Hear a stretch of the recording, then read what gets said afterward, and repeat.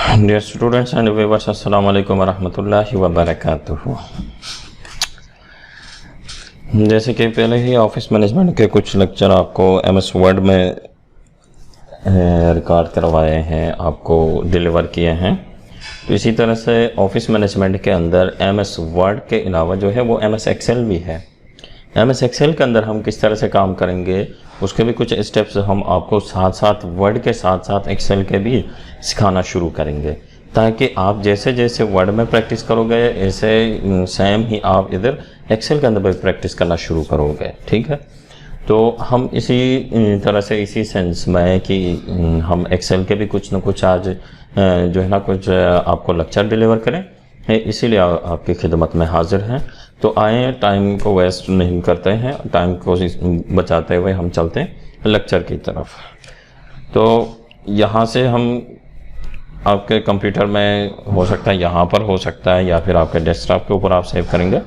तो वो भी जब हम इनिशियली आपको लेक्चर करेंगे कि भाई लेक्चर देंगे कि ये किस तरह से कोई भी सॉफ्टवेयर वगैरह इंस्टॉल किए जाते हैं, तो उसमें सिखा देंगे। ठीक है, चलो अभी स्टार्ट करते हैं एक्सेल पे।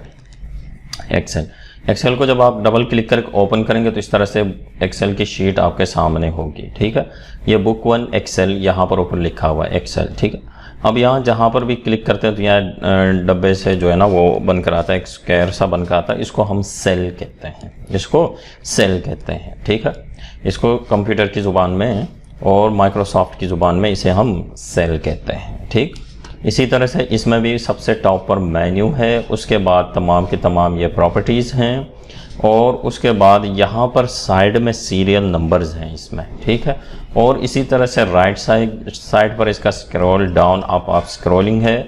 ठीक है, इसी तरह से यहाँ पर पेज हम इससे जूम कर सकते हैं 500 तक, और इसे हम जूम आउट भी कर सकते हैं 10 तक। तो यहाँ पर देखें, अब ये जो सेल्स हैं ये कितने बड़े हो गए हैं। ठीक है, जैसे हम जूम करेंगे तो सेल्स की जो विड्थ है वो बढ़ती जाएगी, और इसी तरह से इसको हम यहाँ से माइनस के बटन पे क्लिक करके रखेंगे, या फिर आप डबल क्लिक करके इसे कम कर सकते हैं। ये देखो अब सेल की कितनी छोटी जो है ना वर्थ हो गई, ये स्पेस कितना कम हो गया, सेल स्पेस। ठीक है, इसे सेंटर पे लेके जाएंगे हम, यहाँ से 100 पे जहाँ डिफ़ॉल्टेड होता यहाँ पे क्लिक करके 100 पे लेके जाएंगे।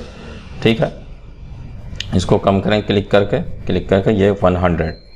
ठीक, वर्ड में यहाँ पर नीचे इसी तरह लेफ़्ट साइड पर शो हो रहा था कि भाई कितने पेज हैं और कितने वर्ड हैं, कितने पेज आपने लिखे हैं, कितने वर्ड आपने लिखे हैं, ये यहाँ पर शो कर रहा होता है वर्ड के अंदर, क्योंकि वर्ड के अंदर हम लफ्ज़ टाइप करते हैं। ठीक है, यहाँ पर हम डेटा एंट्री के अंदर यहाँ पर हम शीट्स बनाते हैं, प्रेजेंटेशन शीट्स बनाते हैं, हम हाज़िरी शीट्स बनाते हैं, हम सेल्स की शीट्स बनाते हैं। इसके अंदर हम कोई भी डेटा हो सकता है, वो किसी भी ऑर्गेनाइजेशन से रिलेटेड कोई भी डेटा बनाते हैं, जिसके बारे में कोई भी शीट्स हम बनाते हैं, तो वो यहाँ पर बनाते होते हैं। ठीक है, तो चलो यहाँ फर्स्ट पे जाते हैं, ऊपर उसको स्क्रॉल अप करो और यहाँ पर 1।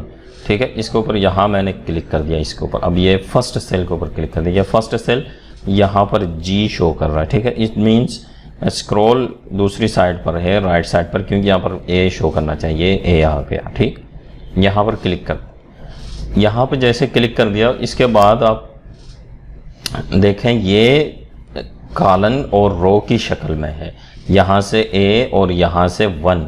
ये देखें बिल्कुल इसके ऊपर यहाँ पर कॉर्नर में A1 लिखा हुआ है। अब जाके आगे B के ऊपर क्लिक करें, ये देखें B और ये 1, B1 इसका एड्रेस है, सेल एड्रेस कहते हैं हम इसे। अब यहाँ B पे क्लिक और यहाँ पर 6 है, B6। इसी तरह से आप यहाँ पर टाइप भी कर सकते हैं, आप यहाँ पर टाइप करें A1, तो ये देखें सीधे के सीधे A1 पे चला गया। आप इसे टाइप करें B2, तो देखें ये मूव करके B2 पे आ गए। आप इसे टाइप करें C3, तो आप यहाँ पर चाहे आप जहाँ मर्जी सेल को आप लेकर आएँ, यहाँ पर मैं लिख देता हूँ 200। ठीक है, 200 ऊपर, सॉरी यहाँ पर एड्रेस पे लिखेंगे, आप ऊपर जाके यहाँ पर जहाँ सेल्स एड्रेस है 200A कर देता हूँ। ठीक है, A या A200 एंटर कर देना। ये देखें 200 पे लेके गया और A के अंदर है। ठीक है, ये 200 ये लास्ट में आ रहा है। ठीक, ये वाला ये A200 ये A200 है। इस तरह से आप इसे या यहाँ पर डायरेक्टली एड्रेस दे के भी निकाल सकते हैं, आप वैसे भी आप क्लिक करके भी आप काम कर सकते हैं। ठीक है, ये इसके बाद साथ ये मल्टीप्लिकेशन और यहाँ पर क्रॉस और ये इसका साइन लगा हुआ, फिर F(x) है, ये मीन का निशान है, स्टैटिस्टिक्स की ज़ुबान में से मीन कहते हैं। इन जो है वो कहता फंक्शंस। यहाँ पर फार्मूला बार है, ये इससे आगे ये क्या है, ये फार्मूला बार है, इसी के ऊपर ये जितनी भी वो प्रॉपर्टी बार है, इससे ऊपर ये मेन्यू बार है। ठीक है, ये चीज़। अब आगे हम इसी तरह से काम करेंगे, डेटा एंट्री करेंगे। यहाँ पर कोई भी डेटा आप यूज़ करें, ठीक है, किसी भी बंदे का नाम यूज़ कर सकते हो, सीरियल नंबर किस तरह से देंगे, नाम किस तरह से यूज़ करेंगे।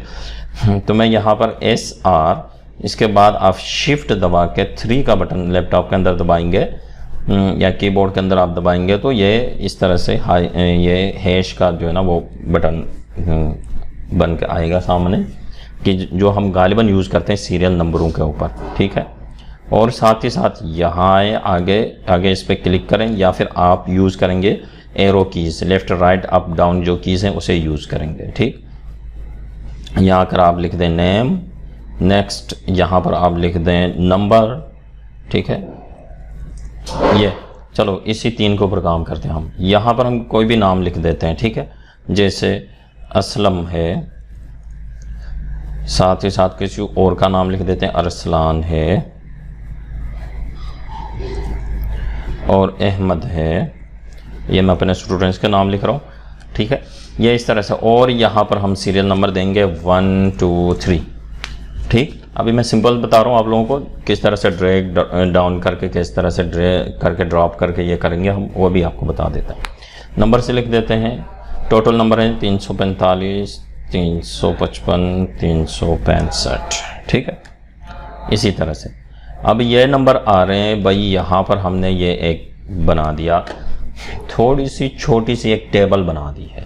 ठीक है, अब अगर इसे कॉपी करेंगे तो ये सिलेक्ट करके यहाँ से हम कॉपी कर सकते हैं, कट करेंगे तो यहाँ से हम इसे कट करेंगे। ठीक है, सिलेक्ट करके न्यू सेलेक्ट करके इसे कट करेंगे, कॉपी करेंगे।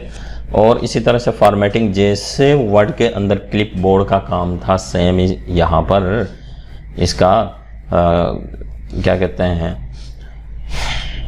एक्सेल के अंदर भी यही काम है। ठीक है, आप इसमें Ctrl+C, Ctrl+X, Ctrl+V, Ctrl+C से कॉपी, Ctrl+V से पेस्ट, Ctrl+X से कट, Ctrl+V से पेस्ट, यही चीज़ें होंगी यहाँ पर भी। अगेन हम इसे यहाँ से सिलेक्ट कर देते हैं और फिर यहाँ से हम लैंग्वेज चेंज कर सकते हैं। ठीक है, जिस तरह से जिस ज़ुबान में आप करना चाहते हैं आप यहाँ पर इसे यूज़ करेंगे। और इसके बाद आप इसे बोल्ड भी कर सकते हैं, इटैलिक भी कर सकते हैं, अंडरलाइन भी कर सकते हैं, एज वेल इसकी डबल लाइन भी कर सकते हैं। ठीक है, यहाँ पर ये देखो बॉर्डर्स आप लगाएंगे, all borders, outing borders, no borders, all borders, ये सारी चीज़ें आप यहाँ पर यूज़ कर सकते हैं। ठीक है, इसके साथ साथ नीचे आएंगे, यहाँ पर इसका कलर वगैरह है, यहाँ पर जाकर यहाँ से बॉर्डर कलर चेंज करने के लिए, क्या करने के लिए, बॉर्डर कलर चेंज, क्लिक करने के बाद ऑल बॉर्डर्स करेंगे, ये देखें रेड कलर का बॉर्डर आ गया यहाँ पर। ठीक है, यहाँ पर डबल क्लिक करेंगे या फिर इसे ऐसे ड्रैग करेंगे, डबल क्लिक करेंगे तो ये फिक्स जितना भी ये डेटा साइज है उसी तरह से ये कॉलम या रो वगैरह या टेबल वगैरह बन जाएगी। ठीक है, अब यहाँ से बैकग्राउंड कलर चेंज करेंगे, यहाँ से आप यहाँ कलर चेंज करेंगे टेक्स्ट का, और यहाँ से आप डेटा इंक्रीज़ कर सकते हैं यानी साइज़ बढ़ा सकते हैं, और यहीं से क्लिक करके कम कर दें, यहाँ से क्लिक करके इसका डेटा साइज़ इंक्रीज़ कर दें, यहाँ से क्लिक करके डेटा साइज़ डिक्रीज़ कर दें। ये लेफ़्ट साइड में तमाम डेटा आप ये सेल्स के टॉप पे, ठीक है, इस तरह से दरमियान में, सेल्स के बिल्कुल बॉटम में, और इसके बाद ये लेफ़्ट साइड पे डेटा जाएगा, ये सेंटर बिल्कुल सेल के सेंटर में, ये सेल के राइट पे, ठीक है, सेंटर में। फिर इसी तरह से एरो से ये लेफ़्ट साइड पे जाए, राइट साइड पे आए।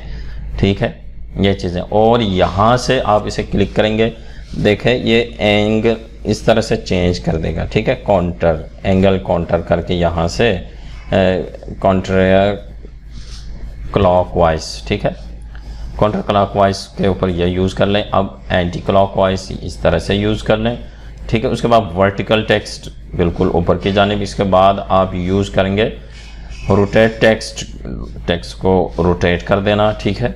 और उसके बाद फॉन्ट सेल अलाइन आप इसे यूज़ कर सकते हैं यहाँ से। अब यहाँ से कैसे यूज़ करेंगे ये भी एक बात है भाई, ठीक है। अब यहाँ पर अलाइनमेंट है, अलाइनमेंट बटन, यहाँ पर भी इसी अलाइनमेंट के ऊपर हम काम कर रहे थे अभी, ठीक है। लेफ़्ट है तो आप इसे राइट कर दें, फुल कर दें, लेफ़्ट कर दें, बॉटम कर दें, ये आपकी मर्ज़ी है। और यहाँ पर देखें इस एरिया में ये टेक्स्ट इस वक्त यहाँ पर है, इसे मैं घुमा के यहाँ पे लेके जाता हूँ और इसे मैं ओके कर देता हूँ, ये देखें चेंज हो गया, ठीक है। ये सारी चीज़ें वापस करने के लिए कंट्रोल जी करेंगे, कंट्रोल जी से वापस अपने जगह में चल गए, ठीक है। That's it. और इसके बाद हम अलाइनमेंट के अंदर क्या क्या कर सकते हैं कि जो डेटा है वो सेल के सेंटर में, लेफ़्ट में, राइट में कर सकते हैं, ठीक है। और साथ ही साथ इसके अंदर इसी होम बटन के अंदर हम कॉपी कट पेस्ट वगैरह कर सकते हैं, ठीक है। यहाँ से बहुत सारे बॉर्डर हैं, जो बॉटम है, टॉप है, बॉटम है, लेफ़्ट है, राइट है, नो बॉर्डर है, ऑल बॉर्डर है, आउटसाइड बॉर्डर है, थिक बॉर्डर है, ये भी कर लेते हैं। ये लें थिक बॉर्डर, यहाँ से आप इसे सेलेक्ट करेंगे, करने के बाद आप इसे थिक बॉर्डर भी यूज़ कर सकते हैं, ठीक है। यहाँ जाएं, थिक बॉर्डर, ये मोटा करके बॉर्डर यूज़ कर सकते हैं। थिक बॉर्डर के ऊपर क्लिक किया है, इसके बाद मैं क्या करता हूँ, इसे ऑल बॉर्डर कर देता हूँ। ऑल बॉर्डर करने से जो बाहर बॉर्डर था वो ख़त्म हो गया। यहाँ से जाकर थिक बॉर्डर, ये देखें, अब इसे सिर्फ और सिर्फ बॉर्डर कर देते हैं दूसरी तरह से। ये तो थिक बॉर्डर के ऊपर ये सिलेक्ट ऑल बॉर्डर कर देते हैं, ये देखें दोनों में कितना फ़र्क है, ठीक है। इस तरह से अब अलाइनमेंट के आगे दो फंक्शन और हैं, एक है भाई रैप टेक्स्ट और दूसरा है मर्ज एंड सेंटर। किस चीज़ को? सेल को। सेल के अंदर एक तो हम टेक्स्ट को रैप करेंगे और दूसरा मर्ज करेंगे। अब देखें ये कॉलम हम आगे नहीं बढ़ाना चाहते हैं, इतना ही रखना चाहते हैं, ठीक है। अगले पे क्लिक करके कुछ भी टाइप करोगे यहाँ से ये ख़त्म होगा, शो ही नहीं करेगा, ठीक है। अब